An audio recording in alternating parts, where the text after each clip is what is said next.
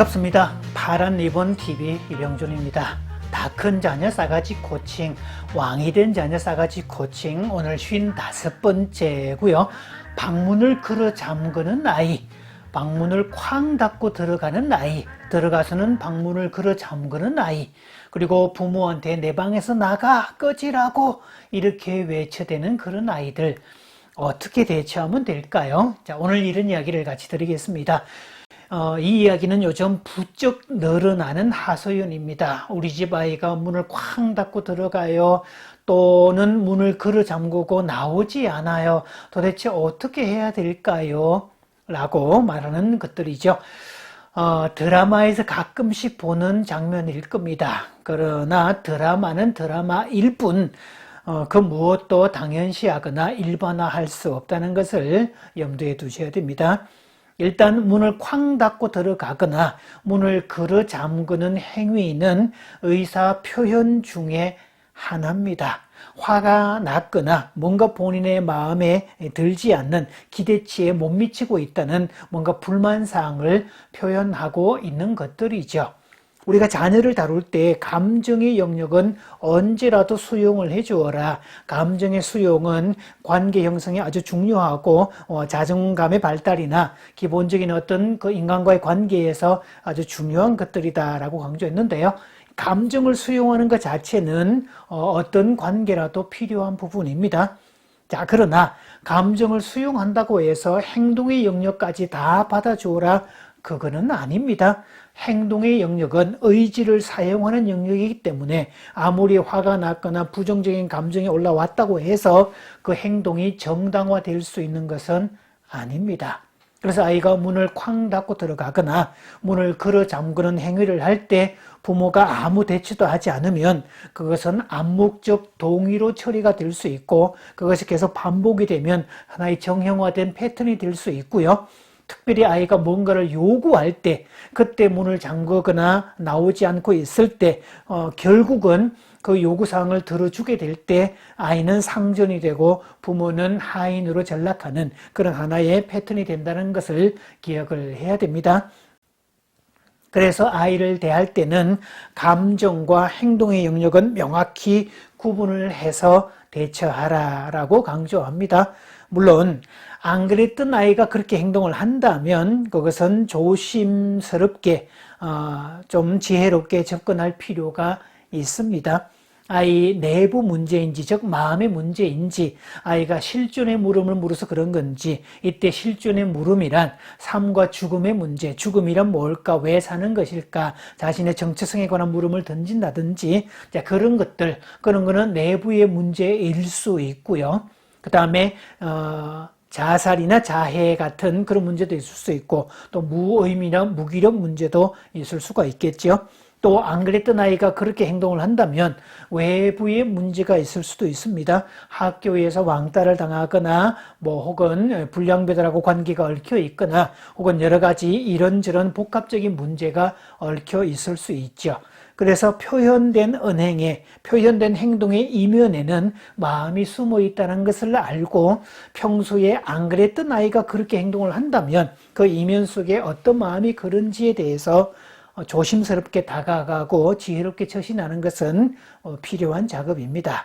자, 그런데요, 여기서 제가 다루는 영역은 그런 부분들 말고 속칭 싸가지 없는 행동을 하는 자녀들인 경우죠. 부모에게 내 방에서 나가라고 한다든지 꺼져라고 한다든지 이런 아이들이 많은데요. 그런 아이들을 어떻게 대처해야 될까라는 뜻이죠.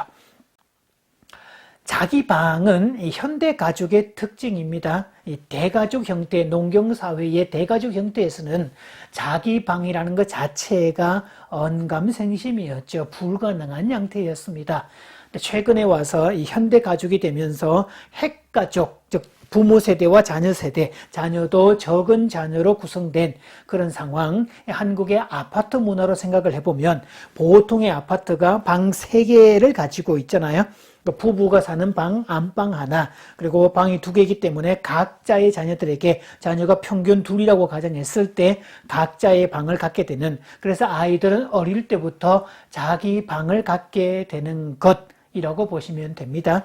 자, 그것이 일상화된 어떤 형태이지만 그것이 당연한 것은 아니란 뜻입니다. 어떤 집은 방이 많은 집, 집이 큰 집에서는 게스트룸을 따로 마련해 놓은 집이 있습니다. 손님이 오면 주어지는 공간이죠. 자, 게스트룸에 손님이 왔다고 할 때, 물론 손님이 거기서 머물 때는 손님도 그 나름의 의무와 책임이 있다는 거죠. 그래서 주인이 지정해 주는 화장실을 사용을 해야 되고, 주인이 의도하지도 않았는데, 주인이 안내하지도 않은데 안방이나 주방이나 온 사방을 임의로 막 돌아다니고 냉장고 문을 함부로 열어서 음식을 먹고 뭐 음료를 마시고 이렇게 한다면, 글쎄요, 그분은 아마 두 분 다시 그 집에 초청받지 못할걸요. 손님은 그 집에 갔을 때 주인의 안내하에서 주인이 지정해 준 범위 내에서 사용을 해야 된다는 그런 의무가 들어 있습니다. 그래서 주인은 또 손님이 오면 그 집 구조를 또 안내하기도 하고 그런 작업을 하는 건데요. 주인의 허락이나 안내 없이 임의로 돌아다니면 손님으로서 의무를, 손님으로서 예의를 벗어난 행동이 될 수 있습니다. 그런 면에서 우리 자녀는 우리 집에 머무는 장기 투숙객에 해당이 된다라고 표현을 하는데요. 그래서 모든 편의 사양을 제공을 해줘야 되지만 사실은 머물고 있는 손님도 훼손할 시에는 책임을 져야 됩니다.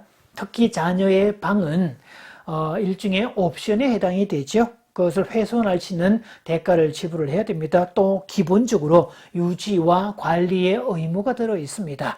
그러니까 자녀의 방일 때 창문 교환이나 뭐 무슨 벽지를 교체한다든지 가구를 들인다든지 이런 것들 어떤 큰 일을 할 때는 부모와 의논을 통해서 부모의 재정 지출을 통해서 그렇게 만들어 가야 되지만 이미 비치된 것들 뭐 책상이나 침대나 옷이나 기타 등등 이런 것들은 그 방의 주인이 관리해야 될 의무가 있습니다. 따라서 자기 방을 가진 자기 방이라는 권리를 가진 자녀는 자기 방을 정리정돈하고 청소하고 유지 관리하는 그런 책임이 있다는 것을 반드시 전제하셔야 됩니다. 그런 면에서 자녀의 방을 청소해 주는 일은 없어야 됩니다. 최소한 뭐 유치원 정도 개념이라면 모르겠거니와 최소한 학령기에 들어선 초등학교 이상은 올라간 자녀의 방을 청소해 주는 그런 일은 하지 않아야 됩니다. 가끔 이 싸가지 코칭에 대한 상담 코칭 문의를 받다 보면 자식이 중고등학생이고 대학생이 됐는데 자기 방을 자기가 어지러 놓고 그 방을 청소해 놓지 않았다고 엄마를 마치 하인 다루듯이 그렇게 화를 낸다는 그런 일도 있는데요. 그런 상황은 절대로 용납하시면 안 됩니다. 그래서 우리가 의무와 권리의 관계를 이행을 할 때 기본 의무를 이행하지 않을 때 자기에게 주어진 권리도 박탈당한다는 것을 기억을 해야 됩니다. 그래서 아이가 문을 임의로 걸어 잠근다든지 그럴 때는 잠금 장치를 해제하거나 문짝을 떼는 경우도 있습니다. 자, 임의가 아닐 때는 문을 잠근다는 개념은 사생활 보호 차원이 있죠. 아이가 속옷을 갈아입거나 특별한 그 무엇이 있거나 혹은 잠을 못 자고 일정 기간 동안 잠을 자야 되는데 다른 식구로 인해서 방해받고 싶지 않을 때 그럴 때는 사전에 정보를 주고 정해진 데드라인 범위 안에서 문을 잠그는 거지 임의로 다룰 수 없습니다. 그건 우리가 잠자리에 들 때 문을 잠글 수도 있고 외출 나갈 때 문을 걸을 수도 있지만 그 모든 것들은 가족과 협의하에서 동의하에서 이루어지는 것이지 임의로 그렇게 할 수는 없습니다. 그래서 자녀의 방은 냉정히 따지면 자녀의 방이 아닙니다. 제가 언젠가 어느 집에는 문을 걸어 잠근다는 자녀에게 이렇게 말을 해주라고 겹다운표까지 해준 적이 있는데요. 지금 네 방이 네 방인 줄 아냐? 네 방은 엄마 아빠가 네 방이라고 지정해 준 것이지 엄밀히 따지면 네 방이 아니다. 이 집의 소유자는 부모인 우리고 네가 결코 아니다. 네가 독립해서 네가 이제 스스로 마련한 너의 방이라면 네 방을 어떻게 하든 우리는 관여하지 않겠지만 적어도 우리 방이고 너한테 지정해 준 방인데 네 소유도 아닌 곳에서 네가 이렇게 함부로 사용해야 될 어떤 이유도 없다. 네 방은 네가 알아서 정리해라. 라고 분명히 얘기를 해주라고 그랬네요. 자, 오늘은 방문을 걸어 잠그는 아이 어떻게 대처해야 될까 거기에 대한 얘기를 쭉 드렸습니다. 또 다음 시간에 계속해서 이어가도록 하겠습니다.